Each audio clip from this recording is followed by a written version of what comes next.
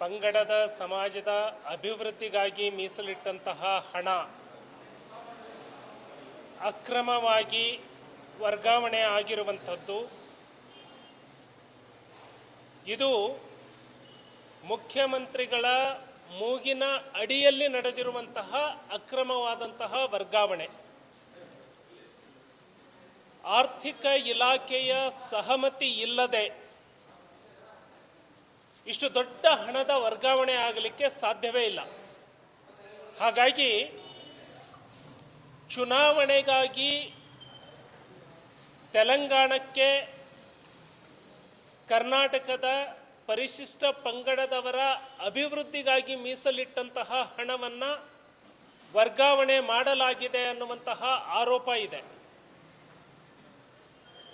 ಕೂಡಲೇ ನಾಗೇಂದ್ರ ಅವರ ರಾಜೀನಾಮೆಯನ್ನು ಪಡಿಬೇಕು ಅಂತ ಹೇಳಿ ಈ ಸರ್ಕಾರವನ್ನು ಮಾನ್ಯ ಸಿದ್ದರಾಮಯ್ಯನವರನ್ನು ಒತ್ತಾಯ ಮಾಡಿ ಗಡುವನ್ನು ನೀಡಿದ್ದೇವೆ. 6ನೇ ತಾರೀಕಿನ ಒಳಗೆ ಸನ್ಮಾನ್ಯ ನಾಗೇಂದ್ರ ಅವರ ರಾಜೀನಾಮೆಯನ್ನು ಪಡೆಯುವಲ್ಲಿ ವಿಳಂಬ ನೀತಿಯನ್ನು ಅನುಸರಿಸಿದ್ದೇ ಆದರೆ 6ನೇ ತಾರೀಕು ಮಾನ್ಯ ರಾಜ್ಯಾಧ್ಯಕ್ಷರು ಮತ್ತು ಮಾನ್ಯ ಪ್ರತಿಪಕ್ಷದ ನಾಯಕರು ಸನ್ಮಾನ್ಯ BY ವಿಜಯೇಂದ್ರ ಅವರು, ಸನ್ಮಾನ್ಯ R ಅಶೋಕ್ ಅವರ ನೇತೃತ್ವದಲ್ಲಿ ರಾಜಭವನಕ್ಕೆ ತೆರಳುವುದರ ಮೂಲಕ ಈ ರಾಜ್ಯ ಸರ್ಕಾರವನ್ನು ವಜಾಗೊಳಿಸಬೇಕು ಅನ್ನುವಂತಹ ಒತ್ತಾಯವನ್ನು ರಾಜ್ಯಪಾಲರಿಗೆ ಬಿಜೆಪಿಯ ನಿಯೋಗ ನಡಿ ಈಗ ಶುರು ಮಾಡೋಣ. ಕೇಸರಿಯಿಂದ ಮನೋಲ್ಲಾಸ ಮನಸ್ಸು ಮತ್ತೇರಿ ಕುಣಿದಾಡಿದೆ ನೋಡು, ಮನಸ್ಸು ಮತ್ತೇರಿ ಕುಣಿದಾಡಿದೆ ನೋಡು. ಕ್ಷಣ ಕ್ಷಣವೂ ಆಚರಿಸಿ ಕೇಸರಿ ಹಬ್ಬ. ವಿಮಲ್ ಬಾಯಲ್ಲಿ ಹೇಳಿ ಕೇಸರಿ ಮಾಡ್ತಾ ಇದೆ.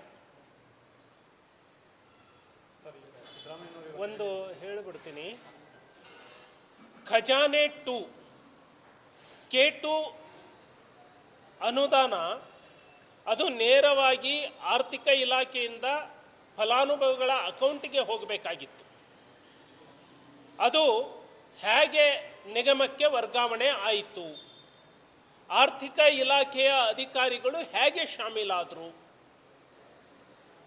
ಆರ್ಥಿಕ ಇಲಾಖೆಯ ಅಧಿಕಾರಿಗಳು ಯಾರ ಸೂಚನೆಯ ಮೇರೆಗೆ ಈ ಕೆಲಸವನ್ನು ಮಾಡಿದರು?